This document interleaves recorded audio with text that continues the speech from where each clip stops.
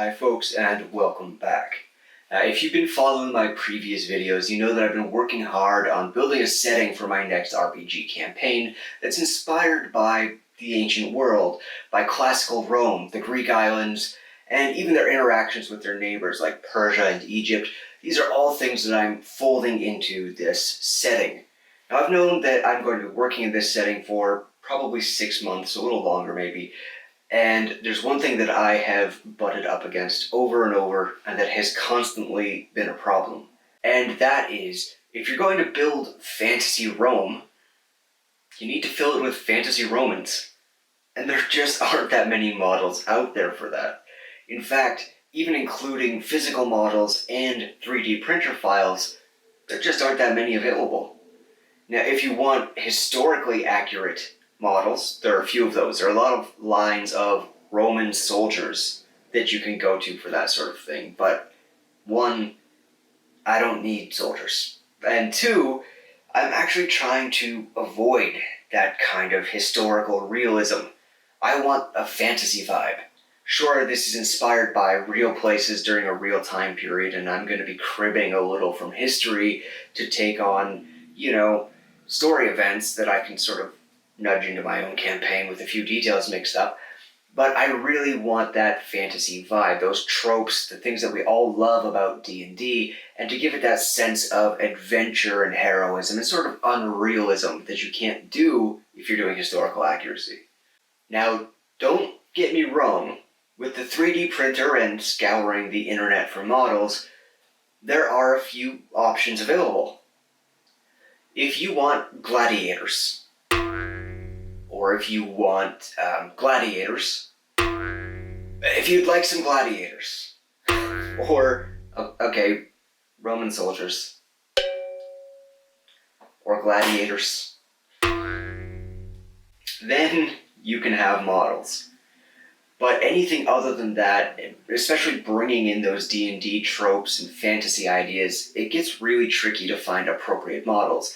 And it would be weird to go to all this trouble to build a great fantasy setting and then not put any effort into making sure that the miniatures fit into it.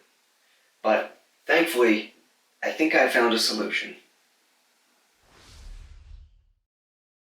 So, what is that solution? Well, I got in contact with a company called Eldritch Foundry. They're an online web-based model creation tool for people with 3D printers or who want to pay them to print the models for them. You create custom miniatures online, and you can just download the files and print them. And to my surprise, when I got in touch with them, they were actually really eager to work together, really happy, and ready to supply me with anything I needed once they heard what I wanted to do. So before I actually review anything or show you guys those tools and do some painting, I do want to say thank you to Eldritch Foundry for being willing to work with a small YouTube channel like mine. That's really cool to me and shows a lot of support for the community. Alright, that said, let's jump in and see what their services are about and what they can do. Just before we do that, actually, I just want to point out that this is not a sponsored video. No money has changed hands. I don't have to say anything that I don't want to about their products or services, and they didn't even ask me to. All they were concerned with was that I had what I needed to get this project done. Alright, now we can jump in. The Eldritch Foundry creation tool offers a huge variety of items and weapons, armor, and spell effects to equip your character with. Of course, I'm looking for items that will fit into my Greco-Roman setting, but there's everything from traditional fantasy fare to sci-fi. But that's not all, of course, when it comes to actually creating your character. There are, at the time of writing this, 17 different ancestries, everything from traditional elves and dwarves to a variety of more exotic fantasy races. You can change heights and sizes of individual body parts, but the lineage settings also let you control in more detail the face of your character. Adding tails, wings, or even turning them into an elemental is no problem. There are even a variety of base effects and items that you can add to bring a little more story and color to the model, or to reflect their background and history. It would be easy to get lost in all of these options, So what I decided was to make a specific set of models. I thought about which models actually see the most playtime at my table outside of player characters, and the answer was both obvious and a little embarrassing. I have a set of very old, very poorly painted bandits and thugs from Reaper. They're not the best looking models, to say the least, but they've done a lot of heavy lifting on my table. They're bandits, sure, but they've also been sellswords, mercenaries, caravan guards, caravan raiders, the toughs at the local tavern, rival adventurers, pirates, and just general scumbags. But there is one thing that they aren't. Roman. So it's time to make some replacements. I'm going to make myself a set of all-purpose bandits and thugs that represent different classes and character types in D&D, but also fit in the ancient world setting. And to my surprise, this was actually not just a lot of fun. I mean, who doesn't like being let loose with a new set of tools, after all? It was actually really easy. It was a huge relief after how hard it's been to find minis for this setting that I could just hit a couple of buttons and make my own. And they'd look exactly how they need to look. They're both Roman-inspired and clearly fantasy characters. Seriously, do you know how hard it is to find orcs in togas? But creating those specific models isn't the point. The point is that I was able to conceptualize an idea outside of the website and then come in and make it a reality. Now, if you want them to print your model for you, it's going to cost $25 plus shipping. So that's probably best reserved for player characters that are already pretty special to you, or that you just simply can't find an accurate model for. If you have your own 3D printer, then buying an STL is just $5. But if you're like me and you're building a whole setting worth of characters and minis, then they actually offer a subscription program. For $15 a month, you can print unlimited miniatures, which is kind of wild. And for me, that's where the real value here is. Not just in how fun the tools are, but how they assist in storytelling and world building. I don't have to worry about if I can find a model I need, or if they'll fit into the setting, or if I have to proxy in something that's going to look really out of place. And plus, with the subscription model, whenever inspiration hits, I can just go knock a miniature together and get it printed. While I may not stay subscribed all the time, I see a staggering amount of value in this, especially when I'm in the world-building phase of a campaign, as I am now.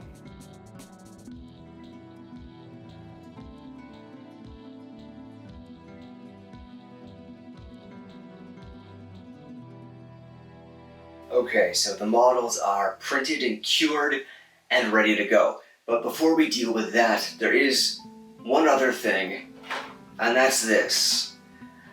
Eldritch Foundry does offer a service to print the models themselves if you don't have a 3D printer.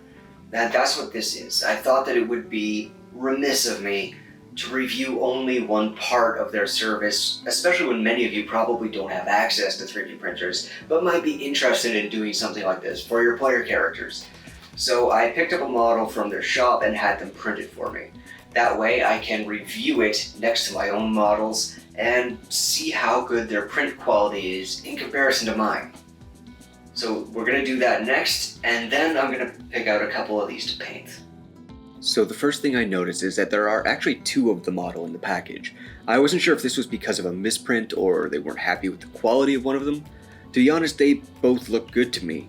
Sure, they need a little cleanup, but that's extremely common with 3D prints. It's no different than cleaning the flash and mold lines off of a plastic or metal model. And I have to admit, I noticed right away how crisp and clean this print is. The detail on this is actually fantastic and incredibly sharp even for a resin print. While it's definitely not inexpensive to buy one of these models, I can assure you that the print quality is fantastic. And since they sent me the misprint as well, I can always kit bash that one into a new model too. Painting big groups of models like this is sometimes a mixed bag for me, but this time I actually had a lot of fun with it. I think it's because rather than, forcing myself to paint 7 very similar kobolds just because I need 7 of them, these were miniatures that are reinforcing my story and setting.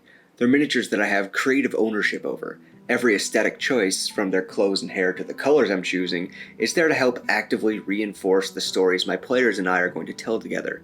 I made these, and they reflect the world that the player characters are living in. It's sort of like character customization in a video game. Even if you only ever choose to make something kinda goofy, it's still your goofy character. You have ownership of it, and that increases your connection to it. That makes me able to reflect my setting better than just picking up whatever random models and togas that I can find. The country this takes place in is primarily elven, so there are a lot of elf models. It's diverse, so every model gets a different skin tone and hair color, and it's quite fashionable to dye your hair, so even bandits get a few colored streaks here and there. But what else? Well, the setting is sandy coastal scrublands, so most people dress lightly. The bandits aren't wearing a whole lot outside of their armor, and what they do wear is light. And because of recent military blunders and political issues, a lot of soldiers have abandoned their posts and turned bandit, so a few of these scoundrels will be getting the blood-red tunics of soldiers to reflect the troubles going on in the world. Doing things like this, where you're painting large groups but not batch painting them, is also a great time to try out different techniques or play with techniques you haven't used in a while. Get some practice in. For me, I love painting skin, and I usually paint it starting with the darkest shadow and highlighting it up successively in smaller layers. But I tried different things on some of these models, working more with washes, both all over the model or just in shadows. I don't think I used the same set of metallics, washes, and dry brushes on any single metal object across the set so far. And it was a fun time to play with putting dyed highlights in hair or stippling texture onto shields and cloth. Did all of it work? Nah. Some of it more than other parts, but it was all fun, and it all helped me get better at painting and get more comfortable with those techniques. I think there's a lot of focus, especially on YouTube, on display painting, on making every model as perfect as you possibly can. But I think that's silly. Most painters are not display painters and don't really want to be. Sure, it would be great to be able to do that, but that's just not my focus. I like telling stories, and I like having fun in my hobby time. One consistent thing I see with display painters is that it seems like they have to force themselves to paint. Not me. My painting is colorful and imperfect, and it's never going to win a competition, and I have a great time doing it.